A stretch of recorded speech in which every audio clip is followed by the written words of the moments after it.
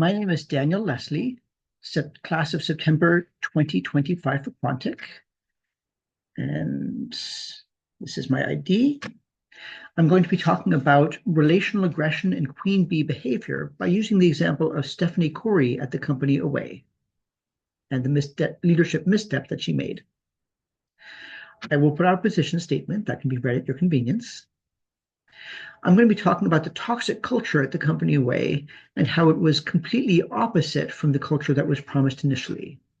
It was advertised as being culturally sensitive and an ally of progressive causes, as well as being a friendly and supportive work environment. It attracted a lot of employees and customers because of how it was advertised. However, many work factors were very toxic. The professed core values were not realized. Leadership demonstrated low fairness and low predictability. It was organized as a shallow hierarchy, but with really high centralization, micromanagement, and top-down inflexible leadership. There was a bait and switch of the values promised to employees, that it was supposed to be relationship-based trust, but that was switched with task-based trust. It was supposed to be low confrontational style, very supportive, but was switched with high confrontation style. It was supposed to be based on referent power with people inspired by the leaders, but it was replaced with coercive power. And that supportive environment was switched for a culture of public humiliation. There was significant role ambiguity, role overload, and role conflict for middle managers, as well as lack of safe spaces to vent, especially for marginalized employees. There was actual punishment of those employees who engaged in compassionate and ethical sharing or protective behaviors. So the format that was promised was transformational or affiliative or democratic, but it was actually autocratic and transactional. That top-down leadership might have been better served by being more laissez-faire, given the enthusiasm of the employees. The competing values appeared to be focused in the end on control by Stephanie Corey, the hierarchy model, whereas it had been advertised as a clan, and people were excited to work for this family situation, only to discover that it was all about the hierarchy. The type of power was coercive punishments, primarily, even though people had initially been excited to be inspired by Stephanie Corey. The cultural profile was detail and outcome oriented, whereas people came in expecting people or team oriented culture. So why did the CEO of Away act the way she did, after implying that her leadership would be of a different sort? Was it lack of leadership experience? She famously declined to get an MBA in favor of opening the business. Was it failure to live up to her own ideals? Or was it mainly the pressure to perform in stressed periods, such as the work vacation, the holiday periods, or when people were behind? I would actually state that it was because the leadership style that she manifested is a type that deliberately promises to be one way, ethical, clan-based, friendly, while actually providing a very different kind of experience.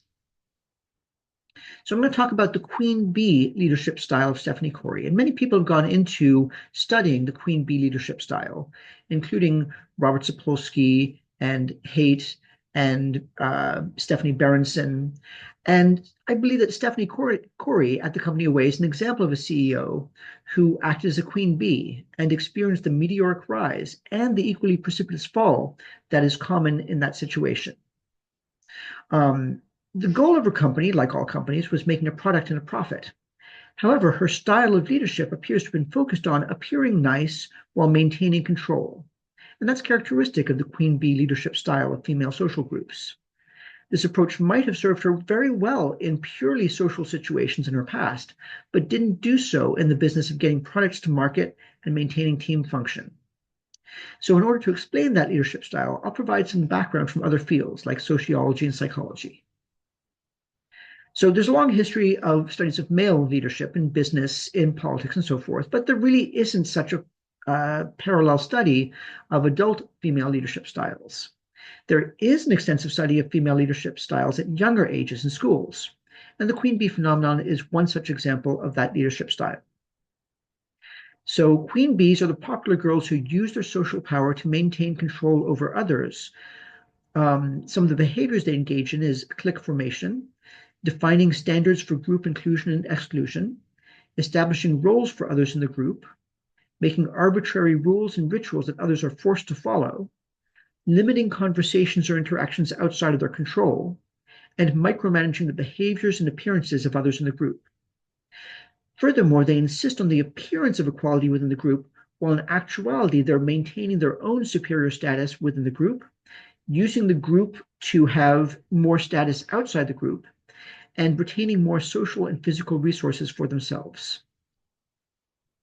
So the queen bee focuses heavily on relational aggression, which is the act of keeping your friends close and your frenemies closer. She enforces hierarchy in the group through a number of behaviors, like enforcing a shallow hierarchy in which she's in contact or control of each other member, and communication between other members that don't include her is discouraged. This was put in place in a way by restricting Slack usage almost exclusively to channels visible by management. She uses humiliation to keep lower status members in line, while also making them look to the leader for approval and guidance. There was significant use of insult and shaming publicly, though many members still say they looked up to Corey for approval. There were a lot of use of arbitrary rules that had to be followed, which helps to foster groupthink and the fear of being different, which may be effective in a small queen bee circle, but doesn't work very well at a company. At Away, the various rules on accountability, for instance, such as taking pictures of oneself at home working, might not have been just goal-oriented or accountability-oriented, but also calculated to break down people's resistance to following orders while dissolving the line between self at home and work personhood. So the workers at Away talked about their time under Corey in ways that really reflect ways that people talk about inclusion in queen bee situations. So queen bees engage in a very specific form of relational aggression. Now, aggression is a behavior meant to advance one's own interest at the expense of another person or group's interest. Overt aggression is more frequently used by males, covert aggression by females. Overt aggression is real or simulated violence in order to appear threatening so that nobody challenges you. Covert aggression is sort of the opposite. It's the attempt to appear nice and not threatening while actually undercutting rivals. It protects the aggressor from being identified as a threat. It reduces the chance of physical or reputational harm to the aggressor, and it eliminates or neutralizes rivals while securing resources. Queen bees engage extensively in covert aggression, such as threats of social exclusion for insiders, mobilization of groups against outsiders, weaponization of gossip and rumor, and shaming and humiliation, especially public. So the idea is to seem nice while actually acting in ways that allow you to keep control. Away's pitch of being pro-social was a good tool for competition. It was successful while the reputation was maintained. However, when that reputation was lost, brand success sank. It was also very successful at hiring workers at first, but again, when that reputation was lost, they hemorrhaged workers. So Corey engaged in gaslighting behavior in order to maintain her nice appearance, such as couching coercive actions as opportunities, describing humiliation of others as constructive critique, and describing concerns of racially marginalized employees as racist, trying to take the high ground. Now, the consequences of being felt to be mean, once somebody is recognized as such, are harsher for females than males and can be devastating to the status of a queen bee. It may even lead to exclusion from the group, which is what happened with Corey, as she was kicked out of her CEO position. It's very difficult to regain once lost. I would aver that Corey's fall was not due to failure in fiduciary responsibilities as shareholders. Certainly, lots of other males have been given time to turn around a problem. Her ouster was related to the loss of her nice reputation in dealing with other stakeholders.